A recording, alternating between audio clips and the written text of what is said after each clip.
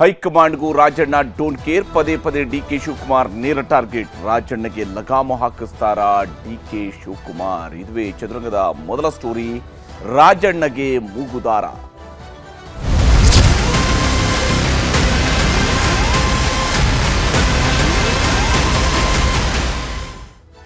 ಸಹಕಾರ ಸಚಿವ ಕೆಎನ್ ರಾಜಣ್ಣ ಕೆಲವು ವಿಚಾರಗಳಲ್ಲಿ ಕೆಪಿಸಿಸಿ ಅಧ್ಯಕ್ಷರಾಗಿರುವಂತಹ ಉಪಮುಖ್ಯಮಂತ್ರಿ ಡಿಕೆ ಶಿವಕುಮಾರ್ ಅವರ ವಿರುದ್ಧ ತಮ್ಮ ಅಸಹಕಾರವನ್ನು ಪ್ರದರ್ಶಿಸ್ತಾನೆ ಬಂದಿದ್ದಾರೆ. ತಮ್ಮ ಅಸಹನೆಯನ್ನು ಹೊರಹಾಕ್ತಾನೆ ಬಂದಿದ್ದಾರೆ. ಒಂದಿಷ್ಟು ಸಿಟ್ಟು, ಸೆಡವು ಇವೆಲ್ಲವೂ ಕೂಡ ವ್ಯಕ್ತವಾಗ್ತಾ ಬಂದಿದೆ. ಅದನ್ನು ಇತ್ತೀಚೆಗೆ ಡಿಕೆ ಶಿವಕುಮಾರ್ ಅವರು ಕೂಡ ಒಂದು ಹೆಜ್ಜೆಯ ಮುಂದೆ ಹೋಗಿ ಕೆಲವರು ಮುಖ್ಯಮಂತ್ರಿ ಹೆಸರಲ್ಲಿ ದುರ್ಬಳಕೆ ಮಾಡಿಕೊಳ್ತಿದ್ದಾರೆ ಅನ್ನುವಂತಹ ಮಾತನ್ನು ಹೇಳಿದ್ದು ರಾಜಣ್ಣ ಅವರನ್ನ ಮತ್ತಷ್ಟು ಕೆರಳಿಸಿದೆ. ಅದಕ್ಕೂ ಕೂಡ ಅವರು ತಿರುಗೇಟು ಕೊಡುವಂತಹ ಕೆಲಸವನ್ನು ಮಾಡಿದ್ದಾರೆ. ಆದರೆ ಪಕ್ಷದ ಅಧ್ಯಕ್ಷರ ಬಗ್ಗೆ, ರಾಜ್ಯದ ಅಧ್ಯಕ್ಷರ ಬಗ್ಗೆ, ಪ್ರದೇಶ್ ಕಾಂಗ್ರೆಸ್ ಸಮಿತಿ ಅಧ್ಯಕ್ಷರ ಬಗ್ಗೆ ಇಂತಹ ಮಾತುಗಳನ್ನು, ಅದು ಸರ್ಕಾರದ ಭಾಗವಾಗಿರುವಂತಹ ಒಬ್ಬ ಸಚಿವ ಮಾತನಾಡ್ತಾ ಹೋದಾಗ ಅದನ್ನು ಪಕ್ಷ ಬಹಳ ಸಹನೆಯಿಂದ ಸಹಿಸಿಕೊಂಡು ಹೋಗುತ್ತಾ ಅನ್ನುವ ಪ್ರಶ್ನೆಯೂ ಇದ್ದೇ ಇದೆ. ಇದೇ ಈಗ ರಾಜಣ್ಣ ಅವರನ್ನು ಗುರಿ ಮಾಡ್ತಾ ಇದೆ ಅನ್ನುವಂಥ ಒಂದಿಷ್ಟು ಮಾತುಗಳು ಕಾಂಗ್ರೆಸ್ನ ಆಂತರಿಕ ವಲಯದಲ್ಲಿ ಕೇಳಿ ಬರ್ತಾ ಇರುವಂಥದ್ದು. ಪದೇ ಪದೇ ಡಿಕೆ ಶಿವಕುಮಾರ್ ಅವ್ರನ್ನ ಟಾರ್ಗೆಟ್ ಮಾಡ್ತಾ ಇದ್ದಾರೆ. ಬಹಿರಂಗವಾಗಿ ವಾಗ್ದಾಳಿಯನ್ನು ನಡೆಸ್ತಾ ಇದ್ದಾರೆ. ಕೆಎನ್ ರಾಜಣ್ಣ ಅವರ ಶೈಲಿ, ಅವರು ತಮ್ಮನ್ನು ತಾವು ಬಿಂಬಿಸಿಕೊಳ್ಳುವಂತಹ ರೀತಿ ನನ್ನದು ನೇರ ಮಾತು ಅನ್ನುವಂತಹ ರೀತಿಯಲ್ಲಿ ಅವರು ಬಿಂಬಿಸ್ಕೊಳ್ತಾರೆ. ಡಿಕೆ ಶಿವಕುಮಾರ್ ಹಾಗೂ ರಾಜಣ್ಣ ಅವರ ಮಧ್ಯೆ ಟಾಪ್ ಫೈಟ್ ಇವತ್ತುನ್ನೇದಲ್ಲ. ನಾವು ಚಿಕ್ಕವರು ಅಂತ ಹೇಳಿದರೆ ನಾವು ಕುಬೇರರಲ್ಲ ಅಂತಾರೆ. ಅವ್ರು ಹಂಗೆ ಹೇಳಿದರು ಅಂತ ಹೇಳಿದರೆ ಇವರೇನು ತಲೆ ಕಿರೀಟ ಹಾಕೊಂಡಿದ್ದಾರಾ ಅಂತ ಕೇಳ್ತಾರೆ. ಹೈಕಮಾಂಡ್ ಮೂಲಕ ಈಗ ಬಾಯಿ ಮುಚ್ಚಿಸುವ ಪ್ರಯತ್ನವನ್ನು ಡಿಕೆ ಶಿವಕುಮಾರ್ ಅವರು ಮಾಡ್ತಾ ಇದ್ದಾರಂತೆ. ಅಂದರೆ ಒಂದು ರೀತಿಯಂಥ ಮೂಗುದಾರವನ್ನು ತೊಡಿಸುವ ಪ್ರಯತ್ನ ಇದಾಗುತ್ತೆ ಅನ್ನೋಂಥ ವಿಶ್ಲೇಷಣೆ ನಡೀತಾ ಇದೆ ಕಾಂಗ್ರೆಸ್ನ ಪಡಸಾಲೆಯಲ್ಲಿ. ಹಾಗಾದರೆ ಕಾಂಗ್ರೆಸ್ ಪಡಸಾಲೆಯಲ್ಲಿ ಇಂಥದ್ದೊಂದು ಮಾತು ಬರುವುದಕ್ಕೆ ಕಾರಣ ಏನು? ಯಾವ ಕಾರಣಕ್ಕಾಗಿ ರಾಜಣ್ಣ ಅಂಥದ್ದೇನು ಮಾಡಿದ್ರು? ಯಾಕೆಂದರೆ ಅವ್ರನ್ನ ಕ್ಲೇಮ್ ಮಾಡ್ಕೊಳ್ತಾರೆ, ನಾನು ನೇರ ಮಾತುಗಾರ, ನೇರವಾಗಿ ಹೇಳ್ತೀನಿ ಅನ್ನೋಂಥ ಅವ್ರನ್ನ ಕ್ಲೇಮ್ ಮಾಡ್ಕೊಳ್ತಾರೆ. ಹಾಗಿದ್ರೆ ನೇರ ಮಾತೇ ಕಾಂಗ್ರೆಸ್ನವ್ರಿಗೆ ಅಪತ್ಯ ಆಗ್ತಾ ಇದೆಯಾ, ಅಥವಾ ಅದರ ಆಚೆಗೆ ಏನಿದೆ ಅನ್ನುವಂಥದ್ದನ್ನು ಕೂಡ ನಿಮಗೆ ಹೇಳಲೇಬೇಕು. ಬಹಳ ಮುಖ್ಯವಾಗಿ ಇಲ್ಲಿ ರಾಜಣ್ಣ ನಾನ್ ಸ್ಟಾಪ್ ವಾಗ್ದಾಳಿ. 2023 ಮೇ ತಿಂಗಳಿನಲ್ಲಿ ಸರ್ಕಾರ ರಚನೆ ಆಗುತ್ತೆ. ಅಲ್ಲಿಂದ ನಂತರ ಇಲ್ಲಿವರೆಗೂ ಕೂಡ ನಾನಾ ಹಂತಗಳಲ್ಲಿ ಕೆಎನ್ ರಾಜಣ್ಣ ಉಪಮುಖ್ಯಮಂತ್ರಿ ಶಿವಕುಮಾರ್ ಅವರ ವಿರುದ್ಧ, ಕೆಪಿಸಿಸಿ ಅಧ್ಯಕ್ಷರ ವಿರುದ್ಧ, ಅಂದರೆ ಆ ಪದವಿಯನ್ನು ಉಲ್ಲೇಖ ಮಾಡಿಕೊಂಡು ಒಂದಿಷ್ಟು ವಾಗ್ದಾಳಿ ನಡೆಸಿರುವಂಥದ್ದು ನಡೆದಿದ್ದಾವೆ. ಮತ್ತು ವಿಶೇಷವಾಗಿ ಅಧ್ಯಕ್ಷರ ಬದಲಾವಣೆಯ ಬಗ್ಗೆ ಬಹಿರಂಗ ಚರ್ಚೆಯನ್ನು ತಂದಂಥವರು, ಉಪಮುಖ್ಯಮಂತ್ರಿ ಹುದ್ದೆಗಳನ್ನು ಜಾಸ್ತಿ ಮಾಡಬೇಕು ಅನ್ನುವಂಥ ಚರ್ಚೆಯನ್ನು ತಂದಂಥವರು K N Rajanna. D K Shivakumar ವಿರುದ್ಧ ದೊಡ್ಡ ಸಮರ ಸಾರಿರುವಂಥವರು ಸಹಕಾರ ಸಚಿವ. ಇದರಲ್ಲಿ ಬಹುಶಃ ಕರ್ನಾಟಕದ ಜನರಿಗೂ ಕೂಡ ಇದು ಗೊತ್ತಿದೆ, ಯಾವ ಸ್ವರೂಪದಲ್ಲಿ ಅವರು ಏನೇನು ಮಾತನಾಡಿದ್ದಾರೆ, ಯಾವ್ಯಾವ ಹಂತಗಳಲ್ಲಿ ಮಾತನಾಡಿದ್ದಾರೆ ಅಂತ ಕೆಲವೊಂದು ಸ್ಯಾಂಪಲನ್ನು ಕೂಡ ನಿಮಗೆ ತೋರಿಸ್ತೀನಿ ನಾನು. ಕೆಪಿಸಿಸಿ ಅಧ್ಯಕ್ಷರ ವಿರುದ್ಧ ಹಲವು ಬಾರಿ ನೇರ ವಾಗ್ದಾಳಿಯನ್ನು ಸಹಕಾರ ಸಚಿವರಾಗಿರುವಂತಹ ಕೆಎನ್ ರಾಜಣ್ಣ ಅವರು ಮಾಡಿದ್ದಾರೆ. ಬಹಳಷ್ಟು ಬಾರಿ ಅವರು ಆಕ್ರೋಶವನ್ನು ಹೊರಹಾಕ್ತಾ ಇದ್ದಾರೆ.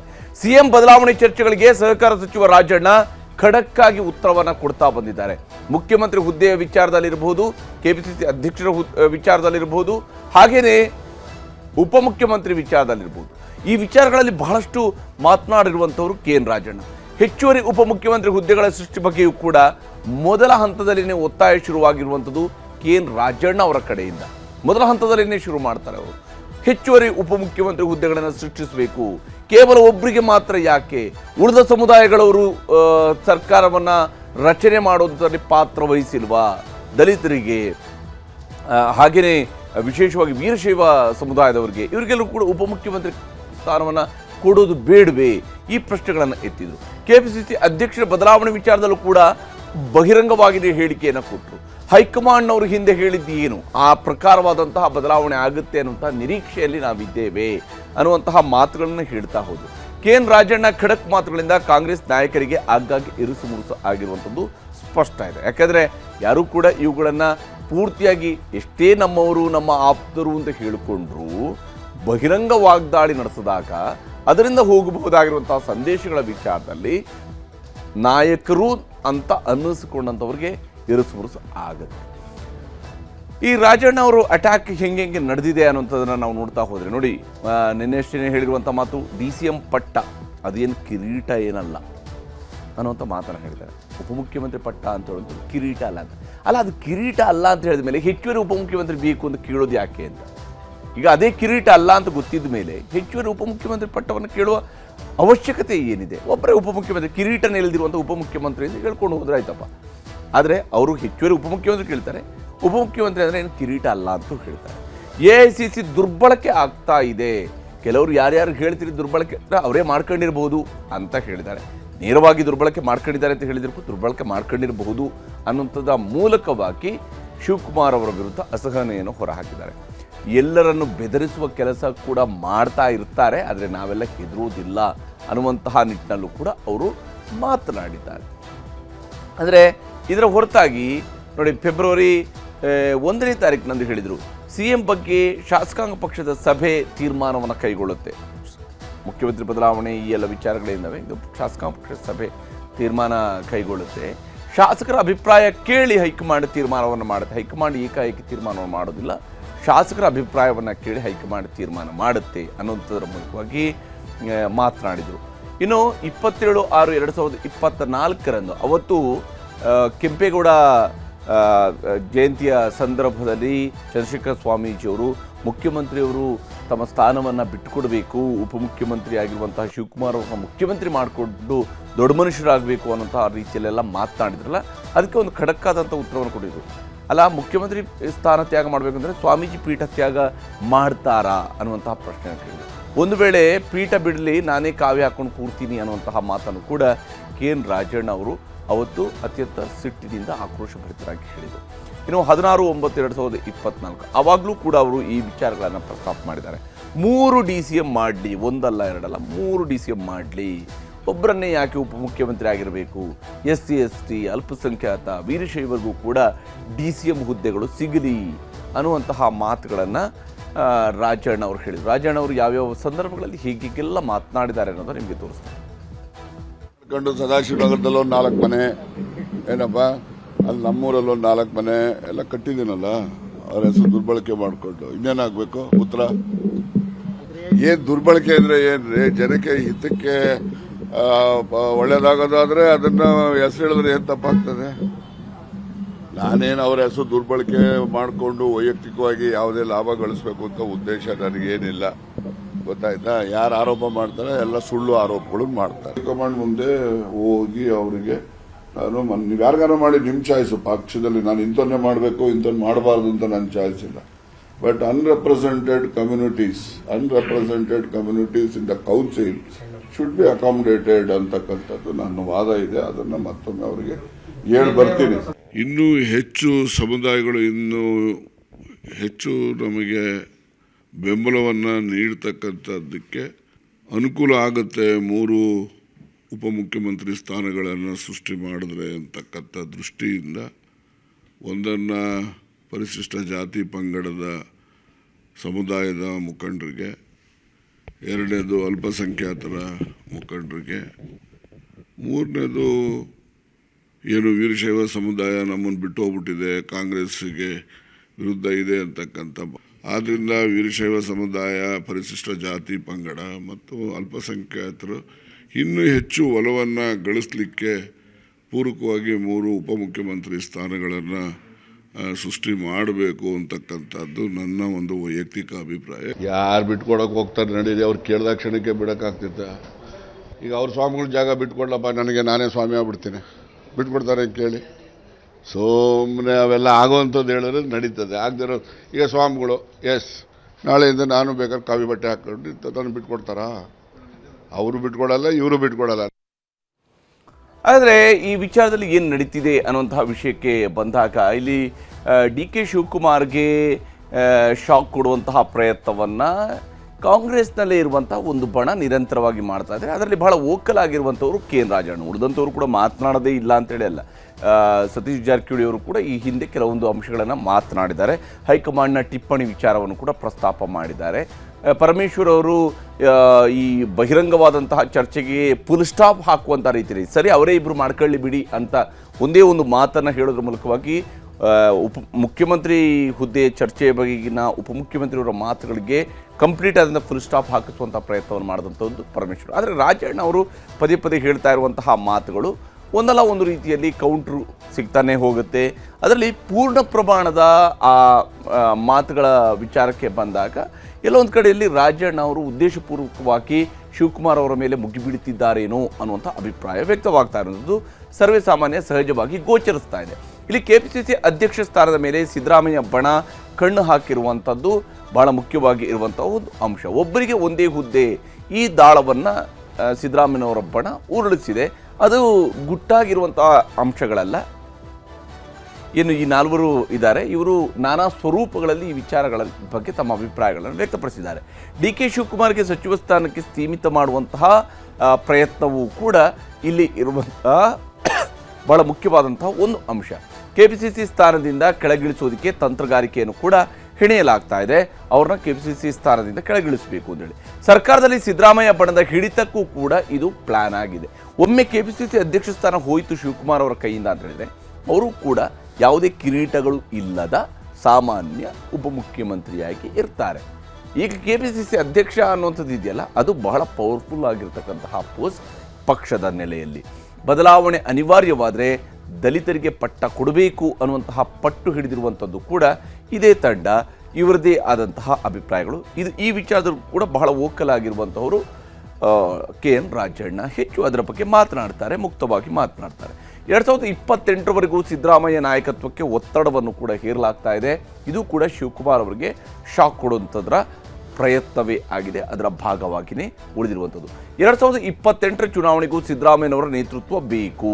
ಯಾವುದೇ ಕಾರಣಕ್ಕೂ ಹೋಗಿಯೋ ಸಿದ್ದರಾಮಯ್ಯನವರ ಬದಲಾವಣೆ ಮಾಡಬಾರ್ದು, ಅವರು ಚುನಾವಣೆಯನ್ನು ಸ್ಪರ್ಧಿಸಬೇಕು, ಅವ್ರದ್ದೇ ನೇತೃತ್ವ ಇರಬೇಕು ಅಂತ ಹೇಳುವಂಥದ್ದು ಇಲ್ಲಿರುವ ಬಹಳ ಮುಖ್ಯವಾದಂಥ ಡಿಮ್ಯಾಂಡ್. ಸಿದ್ದರಾಮಯ್ಯ ಮತ್ತೆ ಚುನಾವಣೆಗೆ ಸ್ಪರ್ಧಿಸೋದಕ್ಕೂ ಕೂಡ ಇವರು ಆಗ್ರಹಿಸ್ತಿದ್ದಾರೆ. ವಯಸ್ಸು ಇರುವಾಗ ರಾಜಕಾರಣದಲ್ಲಿ ನಿವೃತ್ತಿಯ ಪ್ರಶ್ನೆ ಇರೋದಿಲ್ಲ ಅನ್ನುವಂಥದ್ದು ಇವರ ವಾದ. ಆರೋಗ್ಯ ಚೆನ್ನಾಗಿದ್ದರೆ ಸಾಕು ಅಂತೇಳಿ ಶಿವಕುಮಾರ್ CM ಕುರ್ಚಿ ಆಸೆಗೆ ತಣ್ಣೀರು ಎರಚುವಂತಹ ಯತ್ನ ಇದೆಲ್ಲದರ ಭಾಗವಾಗಿರುವಂಥದ್ದು ಸ್ಪಷ್ಟ ಇದೆ. ಸಿಂಗಲ್ DCM ಪೋಸ್ಟ್ಗೂ ಕೂಡ ಕೊಕ್ಕೆ ಹಾಕುವಂತಹ ಯತ್ನವೂ ಕೂಡ ನಡೀತಾ ಇದೆ. ಸಿಂಗಲ್ DCM ಬೇಡ, 3 DCMಗಳಾಗಲಿ, ಹೆಚ್ಚುವರಿ DCMಗಳಾಗಲಿ, 3 ಅಥವಾ 4 DCM ಆಗಲಿ, ಇರೋ ಒಬ್ಬ ಉಪಮುಖ್ಯಮಂತ್ರಿ ಜೊತೆಗೆ ಇನ್ನೊಂದು 3 ಉಪಮುಖ್ಯಮಂತ್ರಿ ಕೊಡಲಿ, ಮುಸ್ಲಿಂ, ದಲಿತ, ವೀರಶೈವ ವರ್ಗಕ್ಕೆ ನೀಡೋದಕ್ಕೂ ಕೂಡ ಒತ್ತಾಯವನ್ನು ಮಾಡ್ತಾ ಇದ್ದಾರೆ. ಈ ಮೂಲಕವಾಗಿ ತಮ್ಮ ಹಕ್ಕೊತ್ತಾಯವನ್ನು ಪ್ರತಿಪಾದಿಸ್ತಾ ಇದ್ದಾರೆ. ಈ ವಿಚಾರಗಳಲ್ಲಿ ನಡೀತಾ ಇರುವಂತಹ ಅಭಿಪ್ರಾಯಗಳು, ಈ ರೀತಿಯಂಥ ತಂತ್ರಗಾರಿಕೆಗಳು ಒಂದು ಕಡೆಯಲ್ಲಿ ಸಾಗ್ತಾ ಇರುವಾಗಲೇ DK ಶಿವಕುಮಾರ್ ಅವರ ಆಪ್ತ ವಲಯ ಇದಕ್ಕೆ ಕೌಂಟರ್ ಕೊಡುವಂತಹ ಪ್ರಯತ್ನವನ್ನು ಮಾಡ್ತಾ ಇದೆ. ಶಿವಕುಮಾರ್ ಒಳ್ಳೇದಾಗ್ಲಿ ಅನ್ನೋ ಭಾವನೆ ಎಲ್ರಿಗೂ ಇದೆ, ಹಾಗಾಗಿ ಹೇಳ್ತಾರೆ. ಒಳ್ಳೆ ಚೆನ್ನಾಗಾಯ್ತಲ್ಲ. ಶಿವಕುಮಾರ್ ಅವಾಗ ಹೇಳ್ತಾ ಇರ್ತಾರಲ್ಲ, ಬಂಡೆ ಕೆತ್ತಿದ್ರೆ ಆಕೃತಿ ಆಗುತ್ತೆ. ಸೊ ಅದನ್ನ ಅವಾಗ ಪೆಟ್ಟು ಬಿದ್ದಾಗೆಲ್ಲನೂ ಅದು ಒಂದು ಶಿಲೆ ಆಗಿ ಹೊರಹೊಮ್ಮಲಿಕ್ಕೆ ಸಾಧ್ಯ ಆಗ್ತದೆ. ಸೊ ಒಳ್ಳೇದನ್ನ ಬಯಸ್ತಾ ಇದ್ದಾರೆ, ಒಳ್ಳೇದಾಗುತ್ತೆ. ಎಷ್ಟೆಷ್ಟು ತಟ್ತಾ ಇರಲಿ. ಈಗ ಒಬ್ರಿಗೆ ಒಳ್ಳೇದಾಗಬೇಕು ಅಂತ ಅಂದಾಗ 16 ಜನ ಪೆಟ್ಟುಗಳು ಬೀಳ್ತಾ ಇರಬೇಕು, ಆಗ ಒಳ್ಳೇದಾಗುತ್ತೆ. ಅದನ್ನ ಒಳ್ಳೇದನ್ನ ಬಯಸ್ತಾ ಇದ್ದಾರೆ. ಅದನ್ನ ನಾವು ತಪ್ಪಾಗಿ ತಿಳ್ಕೋಬಾರ್ದು. ಅವ್ರು ಏನ್ ಹೇಳ್ತಾರೆ ಅದನ್ನ ಪ್ರಸಾದ ಅಂತ ಸ್ವೀಕಾರ ಮಾಡಬೇಕು. ಅವರೆಲ್ಲ ದೊಡ್ಡವರಿದ್ದಾರೆ, ಅವ್ರಿಗೆ ಹೇಳೋಷ್ಟು ನಾವೆಲ್ಲ ದೊಡ್ಡವರಲ್ಲ. ಇವತ್ತು ನನ್ನ ಆಲೋಚನೆ, ನಮಗೆ ಕೆಲಸ ಬಹಳಷ್ಟು ಇದೆ ಮಾಡೋಂಥದ್ದು. ಇವತ್ತು ಯಾರೇ ಸಚಿವರಾದರೂ ಅದೊಂದು ಭಾಗ್ಯ. ಅದು ಬಹಳ ದಿನದ ಅವ್ರ ತಂದೆ ತಾಯಿ ಮಾಡಿರೋಂಥ ಪುಣ್ಯದಲ್ಲಿ ಸಿಗೋಂಥ ಒಂದು ಅವಕಾಶ.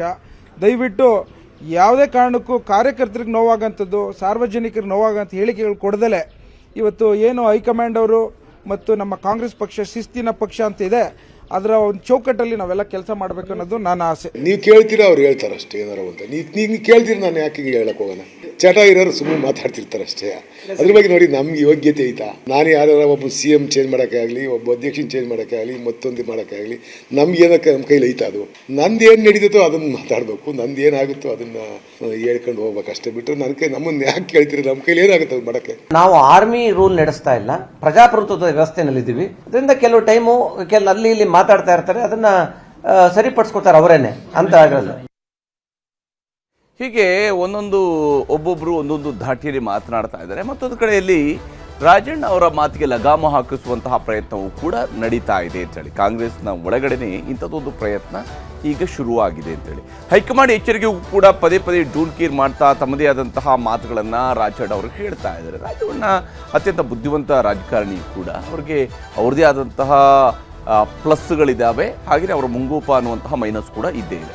ಎಚ್ಚರಿಕೆ ಮಧ್ಯೆಯೂ ಕೂಡ DK ವಿರುದ್ಧ ರಾಜಣ್ಣ ವಾಗ್ದಾಳಿಯನ್ನು ಮುಂದುವರಿಸಿದ್ದಾರೆ. ಅನೇಕ ಸಂದರ್ಭಗಳಲ್ಲಿ ಅವರು ಆಡುವಂತಹ ಮಾತು ನಾನಾ ಸ್ವರೂಪಗಳಲ್ಲಿ ನಾನಾ ಸಂದೇಶಗಳನ್ನು ರವಾನೆ ಮಾಡ್ತಾ ಇದ್ದಾರೆ. KN ರಾಜಣ್ಣ ಹಣಿಯೋದಕ್ಕೆ DK ಶಿವಕುಮಾರ್ ಅವರು ಮೌನಾಸ್ತ್ರವನ್ನು ಪ್ರಯೋಗಿಸಿದ್ದಾರೆ. ಆದರೆ ಸದ್ಯಕ್ಕೆ ಯಾವುದೇ ಉತ್ತರವನ್ನು ಕೊಡೋದಿಲ್ಲ. ಕೇರಳ ರಾಜಸ್ಥಾನ ಪ್ರವಾಸ ಮುಗಿಸಿ ಬಂದ ಮೇಲೆ ಮಾತನಾಡ್ತೀನಿ ಅನ್ನೋಂಥ ಹೇಳೋದ್ರ ಮೂಲಕವಾಗಿ ಸದ್ಯಕ್ಕೆ ಏನೂ ಮಾತಾಡಲ್ಲ ಅಂತ. ಆದರೆ ಹೈಕಮಾಂಡ್ ಮೇಲೆ ಒತ್ತಡ ಹೀರಿ ರಾಜಣ್ಣಗೆ ಶೋಕಾಸ್ ನೋಟಿಸ್ ಕೊಡಿಸೋದಕ್ಕೂ ಕೂಡ ಪ್ಲಾನ್ ಮಾಡಿದ್ದಾರೆ ಅನ್ನುವಂತಹ ಒಂದು ಅನುಮಾನದ ಮಾತು ಕಾಂಗ್ರೆಸ್ನ ವಲಯದಲ್ಲಿನೇ ಹರಿದಾಡ್ತಾ ಇದೆ. ಆ ಪ್ರಯತ್ನ ಸದ್ಯದಲ್ಲೇ ನಡೆಯೋದಿದೆ ಅಂತ ಹೇಳಿ, ಯಾಕಂದರೆ ಈಗಾಗಲೇ ಮಲ್ಲಿಕಾರ್ಜುನ ಖರ್ಗೆ ಹಾಗೂ ರಣದೀಪ್ ಸಿಂಗ್ ಸುರ್ಜೇವಾಲಾ ಅವ್ರಿಗೂ ಕೂಡ ಮಾಹಿತಿಯನ್ನು DK ಶಿವಕುಮಾರ್ ಅವರು ನೀಡಿದ್ದಾರೆ. ಹೈಕಮಾಂಡ್ ಕಾರ್ಯಕ್ರಮಗಳಿಗಾಗಿ ಕೇರಳ ಮತ್ತು ರಾಜಸ್ಥಾನಕ್ಕೆ DKಶಿ ಅವರು ತೆರಳಿದ್ದಾರೆ. ಅಲ್ಲಿಂದ ಬಂದ ನಂತರ ಪ್ರವಾಸದ ವೇಳೆಯೇ ಹೈಕಮಾಂಡ್ ನಾಯಕರಿಗೆ ಒತ್ತಡ ಹೇರುವಂತಹ ಸಾಧ್ಯತೆಯೂ ಕೂಡ ದಟ್ಟವಾಗಿ ಗೋಚರಿಸಿದೆ. ಯಾಕಂದರೆ ಈ ರೀತಿಯಾಗಿ ಪದೇ ಪದೇ PCC ಅಧ್ಯಕ್ಷರ ಬಗ್ಗೆ ಮಾತನಾಡ್ತಾ ಹೋದರೆ ಅದು PCC ಅಧ್ಯಕ್ಷ ಸ್ಥಾನದ ಘನತೆಗೆ ಕುಂದುಂಟಾಗತ್ತೆ ಅನ್ನೋಂಥ ಕಾರಣಕ್ಕಾಗಿ AICC ಅಧ್ಯಕ್ಷ ಖರ್ಗೆ ಪಕ್ಷದ ಅಧ್ಯಕ್ಷನಾಗಿ ನಾನು ಎಚ್ಚರಿಕೆ ಕೊಟ್ಟರು ಕೂಡ ಮಾತಾಡ್ತಿದ್ದಾರೆ. ಯಾಕಂದರೆ ಖರ್ಗೆ ಅವರು ಆಲ್ರೆಡಿ ಸ್ಪಷ್ಟವಾಗಿ ಹೇಳಿದ್ದಾರೆ, ನಿಮ್ಗೆ ಏನೇನು ಕೆಲಸ ಕೊಟ್ಟಿದ್ದೀವೋ ಅದನ್ನು ಮಾಡ್ತಾ ಹೋಗಿ, ಬದಲಾವಣೆ ಮತ್ತೊಂದು ಇನ್ನೊಂದು ಅದು ನಮಗೆ ಬಿಟ್ಟಿರೋ ವಿಚಾರ, ನಾವು ನಿರ್ಧರಿಸ್ತೀವಿ ಅಂತ ಹೇಳಿದರೆ. ಆದರೂ ರಾಜಣ್ಣ ಅವರು ಮಾತನಾಡ್ತಿದ್ದಾರೆ. KN ರಾಜಣ್ಣ ಪಕ್ಷದ ಶಿಸ್ತು ಉಲ್ಲಂಘಿಸಿ ಹೇಳಿಕೆಯನ್ನು ಕೊಡ್ತಾ ಇದ್ದಾರೆ ಅನ್ನುವಂಥದ್ದು ಇಲ್ಲಿರುವ ದೂರಿನ ಬಹುತೇಕ ಸಾರಾಂಶ ಆಗಬಹುದು. ಆ ಪ್ರಯತ್ನವೂ ಕೂಡ ಪಕ್ಷದ ಒಳಗಡೆ ಸಾಗ್ತಾ ಇದೆ. ರಾಜಣ್ಣ ಹೇಳಿಕೆಯಿಂದ ಪಕ್ಷಕ್ಕೆ ದೊಡ್ಡ ಮಟ್ಟದ ಡ್ಯಾಮೇಜ್ ಆಗ್ತಾ ಇದೆ ಅನ್ನೋದನ್ನು ಹೈಕಮಾಂಡ್ಗೆ ಕನ್ವಿನ್ಸ್ ಮಾಡಬಹುದು. ರಾಜಣ್ಣಗೆ ಕಡಿವಾಣ ಹಾಕಬೇಕಾದ್ರೆ ಶೋಕಾಸ್ ನೋಟಿಸ್ ಜಾರಿ ಮಾಡಲೇಬೇಕು ಅನ್ನುವಂತಹ ತಂತ್ರಗಾರಿಕೆಯನ್ನು ಕೂಡ ಇಲ್ಲಿ ರೂಪಿಸಲಾಗ್ತಾ ಇದೆ. ಅದು ವರ್ಕೌಟ್ ಆಯಿತು ಅಂತ ಹೇಳಿದರೆ KN ರಾಜಣ್ಣ ಅವರಿಗೆ ಮೂಗುದಾರ ಬೀಳುವಂಥದ್ದು ಬಹುತೇಕ ಖಚಿತ ಅಂತ ಕೇಳಲಾಗ್ತಾ ಇದೆ. ಇದರ ನಡುವೆ ಇವತ್ತು AICC ಅಧ್ಯಕ್ಷರಾಗಿರುವಂತಹ ಮಲ್ಲಿಕಾರ್ಜುನ ಖರ್ಗೆ ಅವರು ಬೆಂಗಳೂರಿನಲ್ಲಿದ್ದರು. ಬೆಂಗಳೂರಿನಲ್ಲಿ ಇದ್ದಾಗ ಮಲ್ಲಿಕಾರ್ಜುನ ಖರ್ಗೆ ಅವರನ್ನ ಭೇಟಿಯಾಗಿ CM ಆಪ್ತರ ಟೀಮ್ ಕೂಡ ಚರ್ಚೆಯನ್ನು ನಡೆಸಿದೆ. ಸಚಿವ ಜಮೀರ್ ಅಹಮದ್ ಖಾನ್, CM ರಾಜಕೀಯ ಕಾರ್ಯದರ್ಶಿ ನಜೀರ್ ಅಹಮದ್ ಇವರು ಭೇಟಿಯಾಗಿದ್ದರು. ಪ್ರಸ್ತುತ ರಾಜಕೀಯ ವಿದ್ಯಮಾನ, ಪರಿಷತ್ ಚುನಾವಣೆ, ಹೆಚ್ಚುವರಿ DCM ಬಗ್ಗೆಯೂ ಕೂಡ ಚರ್ಚೆಯನ್ನು ನಡೆಸಿದ್ದಾರೆ ಅಂತ ಹೇಳುವಂಥ ಮಾಹಿತಿಗಳಿದ್ದಾವೆ. ಬೆಂಗಳೂರಿನಲ್ಲಿ ಖರ್ಗೆ ಅವರು ಇರುವಂತಹ ಸಂದರ್ಭದಲ್ಲಿ ದೆಹಲಿಗೆ ಡಾಕ್ಟರ್ G ಪರಮೇಶ್ವರ್ ಅವರು ತೆರಳಿದ್ದಾರೆ. ನಂತರ ಖರ್ಗೆ ಅವರು ಕೂಡ ಡೆಲ್ಲಿಗೆ ಹೋಗಿದ್ದಾರೆ. ಸೋನಿಯಾ ಗಾಂಧಿ, KC ವೇಣುಗೋಪಾಲ್ ಭೇಟಿ ಮಾಡೋದಕ್ಕೆ ಪ್ರಯತ್ನವನ್ನು ನಡೆಸ್ತಾ ಇದ್ದಾರೆ ಪರಮೇಶ್ವರ್ ಅನ್ನುವಂತಹ ಮಾಹಿತಿ ಇದೆ. ಸಮಯ ಸಿಕ್ಕರೆ ರಾಜ್ಯ ರಾಜಕಾರಣದ ಬಗ್ಗೆಯೂ ಕೂಡ ಅವರು ಚರ್ಚೆ ನಡೆಸುವಂತಹ ಸಾಧ್ಯತೆ ಇದ್ದೇ ಇದೆ. ಯಾಕಂದರೆ ಹೈಕಮಾಂಡ್ ಮಟ್ಟದಲ್ಲಿ ತನ್ನದೇ ಆದಂತಹ ಒಂದು ನೆಟ್ವರ್ಕನ್ನು ಹೊಂದಿರುವಂತಹ ನಾಯಕ ಡಾಕ್ಟರ್ G ಪರಮೇಶ್ವರ್. ಈ ಕಾರಣಕ್ಕಾಗಿ ಸಮಯ ಸಿಕ್ಕರೆ ರಾಜ್ಯ ರಾಜಕಾರಣದ ಬಗ್ಗೆಯೂ ಕೂಡ ಚರ್ಚೆ ಮಾಡುವಂತಹ ಸಾಧ್ಯತೆ ದಟ್ಟವಾಗಿ ಗೋಚರಿಸ್ತಾ ಇದೆ. ಆದರೆ ಇವೆಲ್ಲದರ ನಡುವೆ ಮುಖ್ಯಮಂತ್ರಿ ಸಿದ್ದರಾಮಯ್ಯನವರು ಎಲ್ಲ ವಿವಾದಗಳಿಗೆ ತೆರೆ ಎಳೆಯುವಂಥ ಒಂದು ಪ್ರಯತ್ನವನ್ನು ಮಾಡಿದ್ದಾರೆ. ಮುಖ್ಯಮಂತ್ರಿಯವರ ಮಾತನ್ನು ನಿಮಗೆ ತೋರಿಸ್ತೀನಿ. ಈ ಬಗ್ಗೆ ನಾನು ಕಾಂಟ್ರವರ್ಸಿ ಮಾತಾಡಕ್ಕೆ ಹೋಗಲ್ಲ. ಅವರ ಅಭಿಪ್ರಾಯಗಳನ್ನು ಹೇಳಿದ್ದಾರೆ. DK ಶಿವಕುಮಾರ್ ಅವರ ಅಭಿಪ್ರಾಯ ಹೇಳಿದ್ದಾರೆ, ರಾಜಣ್ಣ ಅವರ ಅಭಿಪ್ರಾಯ ಹೇಳಿದ್ದಾರೆ. ಹೈಕಮಾಂಡ್ನವರು ಅಂತಿಮವಾಗಿ ತೀರ್ಮಾನ ಮಾಡೋರು. ಅವ್ರು ಏನು ತೀರ್ಮಾನ ಮಾಡ್ತಾರೆ ಅದು ಅಪ್ಲಿಕಬಲ್ ಟು ಆಲ್. ಅವರ ಅಭಿಪ್ರಾಯಗಳನ್ನು ಕೇಳ್ತೀವಿ, ಅವರ ಸಲಹೆಗಳನ್ನು ಕೇಳ್ತೀವಿ. ಅದು ಎಲ್ಲರ ಅಭಿಪ್ರಾಯನೂ ಕೇಳೋಕ್ಕಾಗಲ್ಲ. ಚರ್ಚೆ ಮಾಡಿದ್ದೀವಿ. ಕೆಲವರು ಅಭಿಪ್ರಾಯಗಳು ಕೊಟ್ಟಿದ್ದಾರೆ, ಕೆಲವರು ಲಿಖಿತ ಮೂಲಕ. ಹೀಗೆ ಮುಖ್ಯಮಂತ್ರಿ ಸಿದ್ದರಾಮಯ್ಯನವರು ಒಂದು ಮಾತನ್ನು, ಒಂದು ಪದವನ್ನು ಬಳಕೆ ಮಾಡಿದ್ದಾರೆ. ನಾನು ಯಾವುದೇ ರೀತಿಯಿಂದ ಕಾಂಟ್ರವರ್ಸಿ ಹೇಳಿಕೆಯನ್ನು ಕೊಡೋದಕ್ಕೆ ಹೋಗೋದಿಲ್ಲ ಅಂತ ಹೇಳ್ಕೊಂಡು ಇಲ್ಲಿ ಕಾಂಟ್ರವರ್ಸಿ ಇದೆ ಅನ್ನುವಂಥದ್ದು ಸ್ಪಷ್ಟ ಇದೆ. ಯಾಕೆಂದರೆ ಮುಖ್ಯಮಂತ್ರಿಯವರ ಹೆಸರನ್ನು ದುರ್ಬಳಕೆ ಮಾಡಿಕೊಳ್ತಿದ್ದಾರೆ ಅನ್ನೋ ಮಾತನ್ನು ಉಪಮುಖ್ಯಮಂತ್ರಿಗಳು ಹೇಳಿರುವಂಥ ಅತ್ಯಂತ ಮೇಜರ್ ಸ್ಟೇಟ್ಮೆಂಟ್ ಆಗಿದೆ ರಾಜಕೀಯದ ವಿಚಾರಕ್ಕೆ ಬಂದಾಗ. ಇದೇ ಕಾರಣಕ್ಕಾಗಿ ರಾಜಣ್ಣ ಅವರು ಕೊಟ್ಟಿರುವಂಥ ಉತ್ತರವು ಕೂಡ ಈ ಎಲ್ಲ ಕಾರಣಕ್ಕಾಗಿಯೇ ಈ ಕಾಂಟ್ರವರ್ಸಿಯ ಬಗ್ಗೆ ಅಂತಿಮವಾಗಿ ಹೈಕಮಾಂಡ್ ತೀರ್ಮಾನಿಸುತ್ತೆ ಅನ್ನುವಂತಹ ಒಂದು ಮುನ್ಸೂಚನೆಯನ್ನು ಮುಖ್ಯಮಂತ್ರಿ ಸಿದ್ದರಾಮಯ್ಯನವರು ನೀಡಿದ್ದಾರೆ. ಈಗ ಚದುರಂಗದ ಎರಡನೇ ಸ್ಟೋರಿ ಕಡೆಗೆ ಹೋಗೋಣ. ಸುದೀರ್ಘ ಉತ್ತರ, ವಿಜೇಂದ್ರ ನೇರ ಟಾರ್ಗೆಟ್, ಪ್ರಾಯೋಜಿತ ನೋಟಿಸ್ ಯಾರಿಗೆ ಟಕ್ಕರ್. ಇವತ್ತು ಯತ್ನಾಳ್ ಉತ್ತರ, ನಾಳೆ ವಿಜೇಂದ್ರ ಕೊಡ್ತಾರಾ ಆನ್ಸರ್. ಇದುವೇ ಚದುರಂಗದ ಎರಡನೇ ಸ್ಟೋರಿ, ಯತ್ನಾಳ್ ವಿಜಯ ಉತ್ತರ.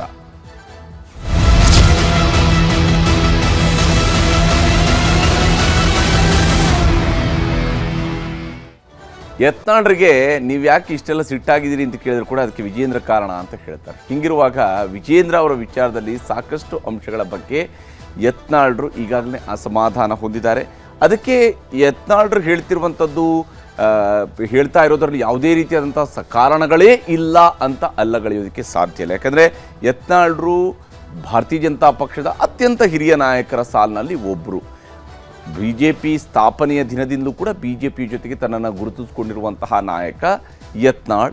ಹೀಗಾಗಿ ಯತ್ನಾಳ್ರಿಗೆ ಪಕ್ಷದ ಆಗು ಹೋಗುಗಳು, ಪಕ್ಷದ ಸಿದ್ಧಾಂತ, ಪಕ್ಷದ ನೀತಿ ನಿಯಮ ಇವೆಲ್ಲವೂ ಕೂಡ ಅವರಿಗೆ ಗೊತ್ತಿರುವಂಥ ವಿಚಾರಣೆ. ಇದೇ ಚೌಕಟ್ಟಿನಲ್ಲಿ ನಿಂತುಕೊಂಡು ಬಹಳಷ್ಟು ವಿಚಾರಗಳನ್ನು ಯತ್ನಾಳ್ರು ಮಾತನಾಡ್ತಾ ಬಂದಿದ್ದಾರೆ. ಅದರಲ್ಲೂ ವಿಶೇಷವಾಗಿ ಯಡಿಯೂರಪ್ಪ ಮತ್ತು ವಿಜಯೇಂದ್ರ ಅವರ ವಿರುದ್ಧ ಅವರ ದೂರಿನ ಮಳೆ ಮುಂದುವರೆದಿದೆ. ಯಡಿಯೂರಪ್ಪ ಮತ್ತು ವಿಜಯೇಂದ್ರ ವಿರುದ್ಧ ದೂರಿನ ಮಳೆಗರೆದಿದ್ದಾರೆ. ನೋಟಿಸ್ಗೆ, ಯಾಕಂದರೆ ಹೈಕಮಾಂಡ್ ಮತ್ತೊಂದು ಬಾರಿ ಅವರಿಗೆ ಶೋಕಾಸ್ ನೋಟಿಸ್ ಕೊಟ್ಟಿತ್ತು, ಕಾರಣ ಕೇಳಿ ನೋಟಿಸನ್ನು ಕೊಟ್ಟಿತ್ತು. ಈಗ ನೋಟಿಸ್ಗೆ ಉತ್ತರ ಕೊಡುವಾಗಲೂ ಕೂಡ ರಾಜ್ಯಾಧ್ಯಕ್ಷನೇ ಟಾರ್ಗೆಟ್ ಮಾಡಿದ್ದಾರಂತೆ. ಸುದೀರ್ಘ 12 ಪುಟಗಳ ಉತ್ತರವನ್ನು ಕೊಟ್ಟಿದ್ದಾರೆ. ಈ 12 ಪುಟಗಳ ಉತ್ತರದಲ್ಲಿ ಕೂಡ ನೇರ ದಾಳಿಯನ್ನು ಮಾಡಿದ್ದಾರೆ.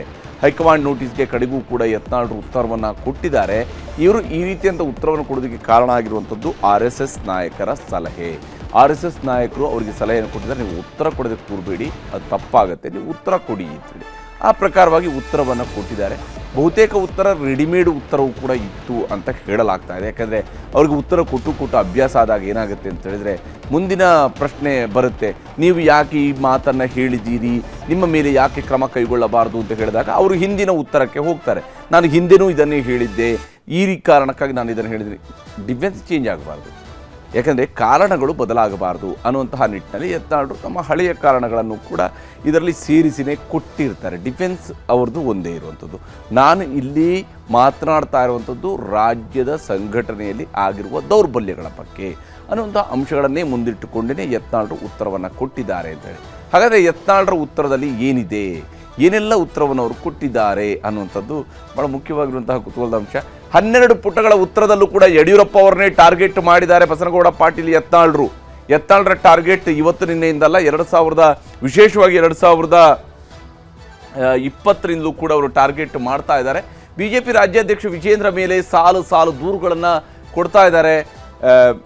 ಇಲ್ಲಿ ಯತ್ನಾಳ್ರು BJP ರಾಜ್ಯಾಧ್ಯಕ್ಷ ವಿಜೇಂದ್ರ ವಿರುದ್ಧ ದೂರು, ಯಡಿಯೂರಪ್ಪ ವಿಜಯೇಂದ್ರ ಪ್ರಭಾವ ಪ್ರೇರಿತವಾದಂತಹ ನೋಟಿಸ್ ಇದು. ನೋಡಿ, ಶಿಸ್ತು ಸಮಿತಿಯ ಮೇಲೂ ಕೂಡ ಅವರಿಗೆ ಅನುಮಾನ ಬಂದಿದೆ. ಈಗ BJPಯ ರಾಷ್ಟ್ರೀಯ ಶಿಸ್ತು ಸಮಿತಿಯ ನೋಟಿಸ್ ಬಗ್ಗೆಯೂ ಕೂಡ ಅವರಿಗೆ ಅನುಮಾನ ಬಂದಿದೆ ಯತ್ನಾಳ್ರಿಗೆ.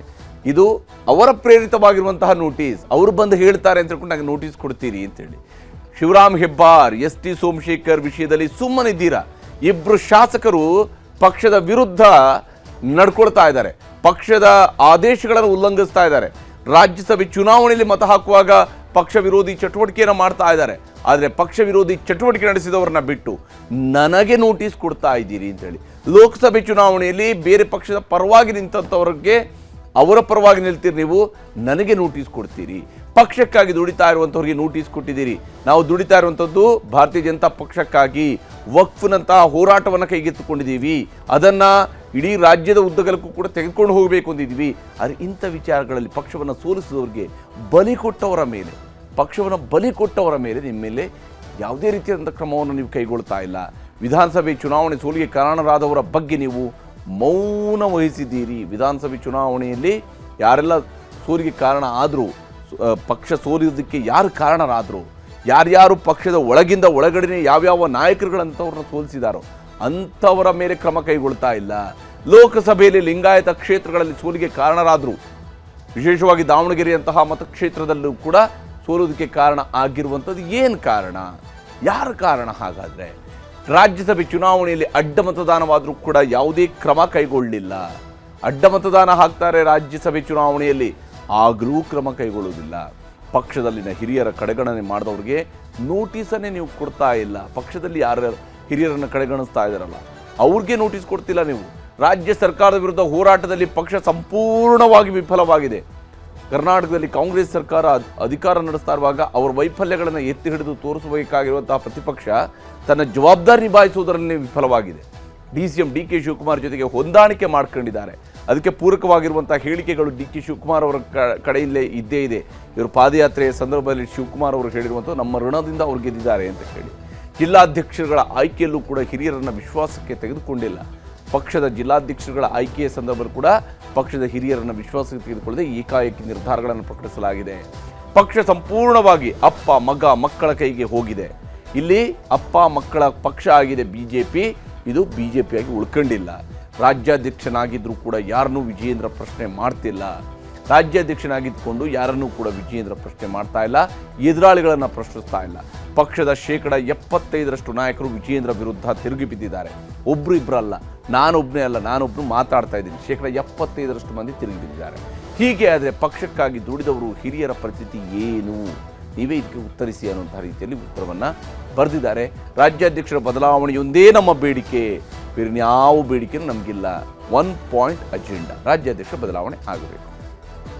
ಈ ನಿಟ್ಟಿನಲ್ಲಿ ಯತ್ನಾಳರು ತಮ್ಮ ಉತ್ತರವನ್ನು ಕೊಟ್ಟಿದ್ದಾರೆ. ಆದರೆ ಯತ್ನಾಳರ ಉತ್ತರಕ್ಕೆ ಪ್ರತಿಕ್ರಿಯೆ ಕೇಳಿದಾಗ ವಿಜೇಂದ್ರ ಅವರು ನಿಮ್ಮೆಲ್ಲ ಪ್ರಶ್ನೆಗಳಿಗೆ ನಾಳೆ ಉತ್ತರ ಸಿಗುತ್ತೆ ಅನ್ನುವಂಥ ಮಾತನ್ನು ಹೇಳಿದ್ದಾರೆ. ಎಲ್ಲ ಪ್ರಶ್ನೆಗಳಿಗೆ ನಾಳೆ ಉತ್ತರ ಕೊಡ್ತೇನೆ, ನಾಳೆ ಪತ್ರಿಕಾಗೋಷ್ಠಿಯನ್ನು ಕೂಡ ಕರೆಯೋನಿದ್ದೇನೆ. ಅದಕ್ಕೆ ಒಂದೇ ಮಾತನಲ್ಲಿ ಹೇಳಿದ್ನಲ್ಲ, ಅವಳ address guarantee crisis also at the same time political crisis ಬಗ್ಗೆ ಚರ್ಚೆ ಮಾಡ್ತೇನೆ. ಅವ್ರು ಹಿರಿಯರಿದ್ದಾರೆ, ಸಭೆ ಕರೆದು ಚರ್ಚೆ ಮಾಡಬೇಕು, ಪಕ್ಷ ಹೆಂಗೆ ಬಲಪಡಿಸಬೇಕು ಅಂತೇಳಿ ಅವ್ರು ಚರ್ಚೆ ಮಾಡೋದಕ್ಕೆ ನೀವು ಯಾಕೆ ಬೇಡ ಅಂತ ಹೇಳ್ತೀರಿ? ಅದ್ರ ಬಗ್ಗೆ ನಾನು ತಲೆ ಕೆಡಿಸ್ಕೊಂಡಿಲ್ಲ. ಯಾಕಂದ್ರೆ ಯಾರೇನೇ ಮಾಡಿದ್ರು ಕೂಡ ಪಕ್ಷಕ್ಕೆ ಪೂರಕವಾಗಿ ಆಗಬೇಕು ಅಂತಕ್ಕಂಥದ್ದು ನಮ್ಮೆಲ್ಲರ ಅಭಿಲಾಷೆ. ಆ ನಿಟ್ಟಿನಲ್ಲಿ ಅವರು ಕೂಡ ಮಾಡ್ತಾ ಇರ್ಬೋದು ಅಂತ ನಾನು ಅನ್ಕೊಂಡಿದ್ದೇನೆ. ಹೀಗೆ ವಿಜೇಂದ್ರ ಅವರು ತಮ್ಮದೇ ಆದಂತಹ ರೀತಿಯಲ್ಲಿ ನಾಳೆ ಉತ್ತರವನ್ನು ಕೊಡ್ತಾರಂತೆ. ಆದರೆ ಇವರು ಉತ್ತರ ಕೊಡುವ ಸಂದರ್ಭದಲ್ಲಿ ಹಾಗಾದರೆ ನಿಜಕ್ಕೂ ಯತ್ನಾಳರ ವಿರುದ್ಧ ಕ್ರಮ ಆಗತ್ತಾ, ಅಥವಾ ಯತ್ನಾಳರು ಕೊಟ್ಟಿರುವಂತಹ ಉತ್ತರದ ಆಧಾರದ ಮೇಲೆ ಇನ್ಯಾರ ವಿರುದ್ಧ ಕ್ರಮ ಆಗುತ್ತೆ, ಅಥವಾ ಯಾವುದೇ ಕ್ರಮ ಇಲ್ಲದೆ ಯಥಾಸ್ಥಿತಿಯಲ್ಲಿ ಯಥಾಬೈಗಳ ಮುಂದುವರಿಯುವಂತಹ ಪರಿಸ್ಥಿತಿ ಸದ್ಯಕ್ಕೆ ಭಾರತೀಯ ಜನತಾ ಪಕ್ಷದಲ್ಲಿ ಮುಂದುವರಿಯುತ್ತಾ ಅನ್ನುವಂಥದ್ದನ್ನು ನೋಡಬೇಕಾಗಿರುವಂಥದ್ದು. ಇದಾಗಿತ್ತು ಇವತ್ತಿನ ಚದುರಂಗ. ನಮಸ್ಕಾರ.